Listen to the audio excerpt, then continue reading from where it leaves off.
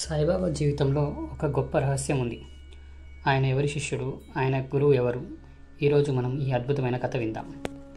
మహారాష్ట్రలోని షెలు అనే చిన్న గ్రామంలో వెంకుశ మహాస్వామి అనే ఒక మహానుభావుడు జీవించారు.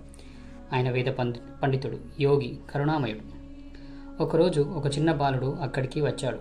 తల్లిదండ్రులు, బంధువులు ఎవరూ లేని ఆ బాలుడి కళ్ళల్లో ఆధ్యాత్మికత కాంతి వెలిగేది.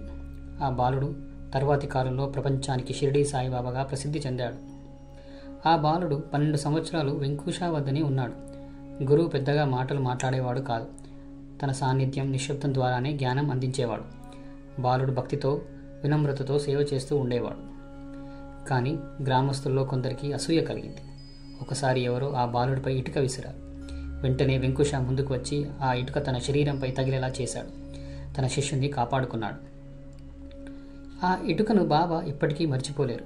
షిరిడీలో ఆయన ద్వారకామయిలో దిండులా దాన్ని ఉపయోగించుకునేవారు. దాని మీదే పడుకునేవారు. చివరగా వెంకుశ ఆ బాలుడిని ఆశీర్వదిస్తూ ఇలా అన్నాడు: నా బిడ్డ, నీవు ప్రజలకు ప్రేమ, భక్తి, జ్ఞానం నేర్పాలి. నా కృప ఎల్లప్పుడూ నీతోనే ఉంటుంది. ఆ తర్వాత ఆ బాలుడు అనేక యాత్రలు చేసి చివరికి షిరిడీలో స్థిరపడ్డాడు.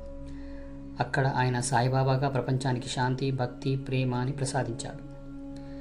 సాయిబాబా ఎప్పుడూ చెప్పిన మాట ఒకటి: గురువుల కృప లేకుండా ఎవ్వరూ ఈ లోకసాగరాన్ని దాటలేరు. మన జీవితంలో కూడా సద్గురు ఆశీర్వాదమే మనకు నిజమైన మార్గదర్శి. ఓం సాయిరామ్.